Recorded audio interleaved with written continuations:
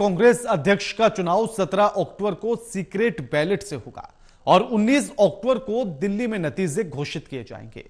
चुनाव की तैयारियों का जायजा लेने के लिए हरियाणा, पंजाब और चंडीगढ़ के दौरे पर आए पूर्व मंत्री और सेंट्रल इलेक्शन अथॉरिटी के सदस्य अरविंद सिंह लवली ने बताया है कि हर प्रदेश कांग्रेस कार्यालय में पोलिंग बूथ बनाए जाएंगे और 17 अक्टूबर को मतदान सुबह 9 बजे से शुरू हो जाएगा। वहीं केंद्र की मोदी सरकार पर निशाना साधते हुए उन्होंने कहा कि वर्ग प्रताड़ित है और देश की इकोनॉमी दिन प्रतिदिन नीचे की तरफ जा रही है। कांग्रेस अध्यक्ष के चुनाव की क्या कुछ तैयारियां हैं, इस बारे में पूर्व मंत्री और सेंट्रल इलेक्शन अथॉरिटी के सदस्य अरविंद सिंह लवली ने से खास बातचीत की है हमारे ब्यूरो चीफ अनिल कुमार ने। पूर्व मंत्री एवं सेंट्रल इलेक्शन अथॉरिटी के सदस्य अरविंदर सिंह लवली आज चंडीगढ़ दौरे पे हैं। इस दौरे के दौरान उनका क्या कार्यक्रम रहेगा, इस मेरे साथ हैं अरविंदर सिंह लवली। इनसे जानते हैं कि आज उनका क्या कार्यक्रम रहेगा।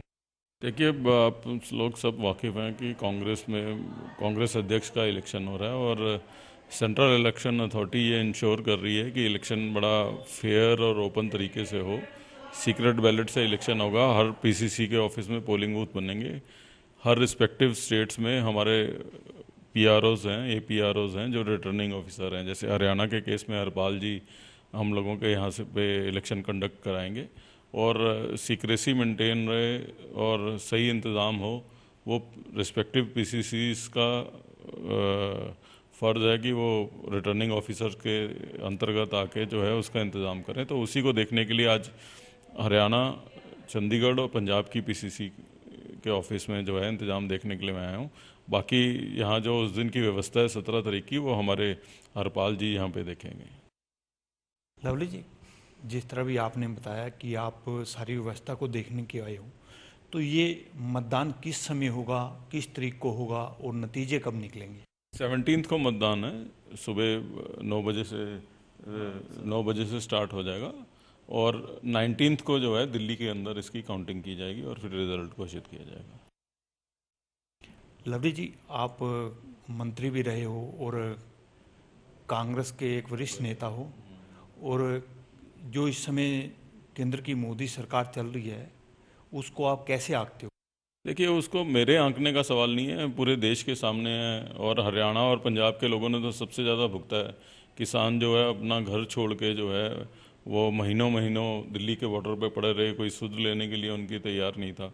तो पूरे देश के अंदर स्थिति यही है, चाहे वो किसान है, चाहे वो छोटा व्यापारी है, चाहे वो सरकारी एम्प्लॉयज़ हैं, हर कोई जो है प्रताड़ित है। देश की इकॉनमी दिन ब दिन डाउन जा रही है और निश्चित तौर पे जो है एक जिस तरीके का एटमॉस्फेयर पूरे देश में बनाया जा रहा है, भाइयों को भाइयों से लड़ाया जा रहा है, तो काम धंधा है नहीं, उससे ध्यान भटकाने के लिए जो है अलग अलग मुद्दों को उठाया जा रहा है। तो ये किसी भी तरीके से देश के लिए अच्छा नहीं है। तो बात हमारे आंकलन का नहीं है, पूरे देश के लोग आंकलन कर रहे हैं, चाहे वो साउथ में हो, चाहे वो नॉर्थ में हो। आज राहुल जी जब भारत जोड़ो यात्रा निकाल रहे हैं तो इतने संख्या में लोग बारिश में, आंधी में निकल के आ रहे हैं, तो वो अपने आप दिख रहा है कि लोगों में किस तरीके का आक्रोश इस सरकार के प्रति है। लवली जी, आप कह रहे हो कि राहुल गांधी जी अपने साथ भारत जोड़ो यात्रा निकाली हुई है लोगों को अपने साथ जोड़ने के लिए, लेकिन भाजपा तो आरोप लगा रही है कि जो कांग्रेस में भगदड़ मची है दूसरी पार्टियों में जाने के लिए, उसको रोकने के लिए भारत जोड़ो यात्रा निकाली गई है। कि पहली बात तो भारत जोड़ो यात्रा राहुल जी के साथ या कांग्रेस के साथ जोड़ने के लिए नहीं निकाली जा रही। भारत जोड़ो यात्रा इस समय सबसे बड़ी देश के सामने जो प्रश्न चिन्ह है, जिस तरीके से मैंने अभी कहा कि भाइयों को भाइयों से लड़ाया जा रहा है, एक ऐसा एटमॉस्फेयर क्रिएट किया जा रहा है कि लोग एक दूसरे के से जो है नफरत का माहौल पूरे देश में, उस नफरत के माहौल को ख़त्म करके एक प्यार का माहौल पूरे देश में पैदा करने के लिए भारत जोड़ो यात्रा राजनीतिक यात्रा नहीं है। भारत जोड़ो यात्रा समय की पुकार की यात्रा है, जिसमें जो इस समय भारत में सबसे बड़ी पुकार है। तो इसलिए उसको किसी भी रूप में वो लोग राजनीति से देख रहे हैं जिनको इस भारत जोड़ो यात्रा से और भारत के जुड़ने से खतरा है, वो इस तरीके की बातें कर रहे हैं। और इसलिए उस यात्रा को इस पर रूप में नहीं देखना चाहिए। उठाव पड़ाव किसी भी पॉलिटिकल पार्टी में आते रहते हैं, इसमें कोई दो राय की बात नहीं है कि कांग्रेस के सामने संघर्षशील समय है, चैलेंजिंग समय है। बहुत सारे लोग छोड़ के भी जा रहे हैं, नुकसान भी हो रहा है, सारी बात अपनी जगह है। लेकिन कांग्रेस अपने मुद्दों से नहीं हटती है और कांग्रेस के उन मुद्दों में सबसे बड़ा मुद्दा पूरे भारत को एकजुट रखना है, लोगों का सद्भाव एक रखना है। तो उसके अंदर ये यात्रा है। तो इसको राजनीतिक रूप से नहीं देखना चाहिए। राजनीतिक रूप से तो इनको ये देखना चाहिए कि ये भारत जोड़ो की तरफ ध्यान देने की बजाय बेरोजगारी की तरफ ध्यान दें, उसके ऊपर ध्यान दें तो मेरे ख्याल देश के लिए ज़्यादा अच्छा होगा। लवली जी, आप चुनाव की व्यवस्था देखने आए हो, तो इस चुनाव में डेलीगेट ही मतदान कर सकते हैं या और कोई भी नेता इसमें मतदान कर सकते हैं?